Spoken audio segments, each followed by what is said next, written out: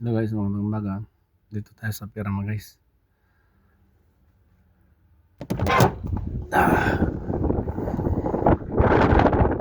Sobrang lakas ng hangin dito guys. Dito tayo sa Pirama mga katrabaho. Tredakan ng mga yate. Doon po. Ito ang ginagamit ng pagtaas guys.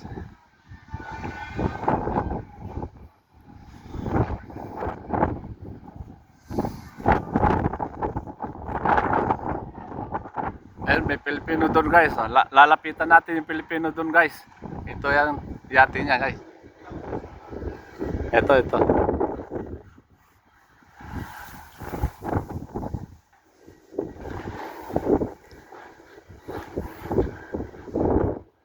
Kabayan!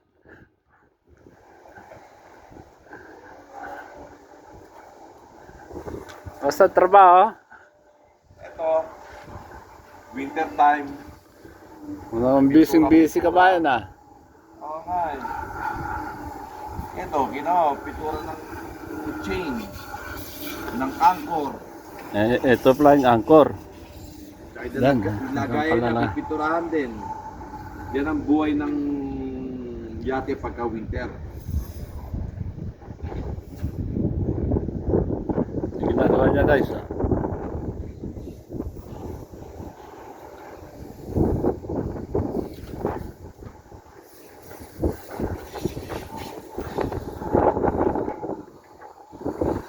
Anong pangalan nyo sir?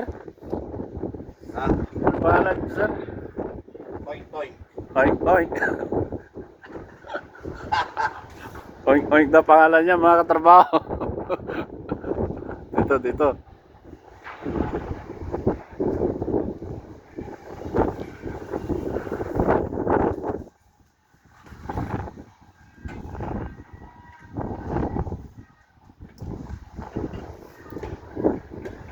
Maraming mga Pilipino dito mga katrabaho kaso busy sila.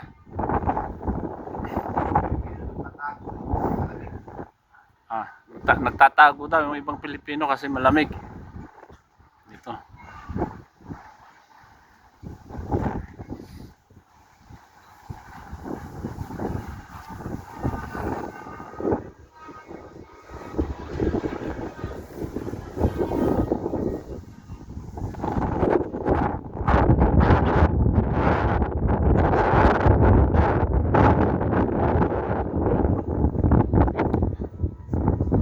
Ito mga katrabaho ang ginagamit para iangat yung yate. Kabayan! Kumusta ang buhay? Ayun mga katrabaho, ayun nagtatago siya. Kumusta ang trabaho? Busy ba? Busy? Tignan nyo mga katrabaho. Dalawa pala sila sa yate.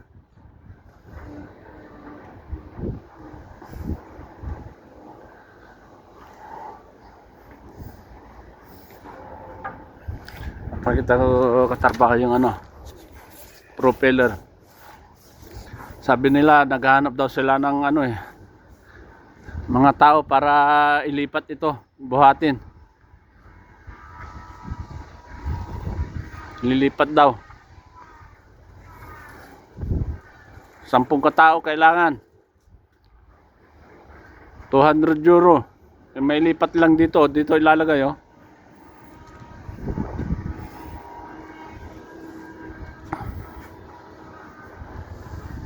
propeller.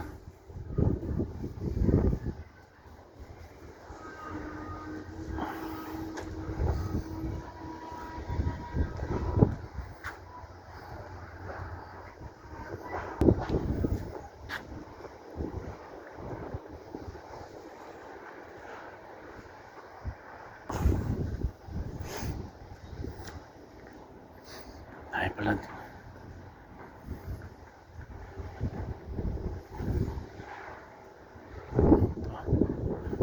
Tredakan ng mga yate mga katrabaho.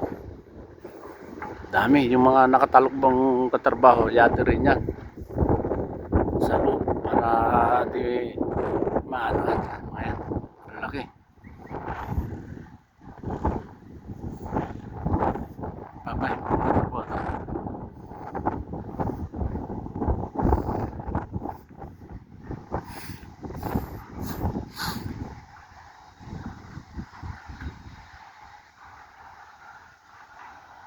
Ito yung ginagamit din ng pangtaas ng yate. Trabaho ito.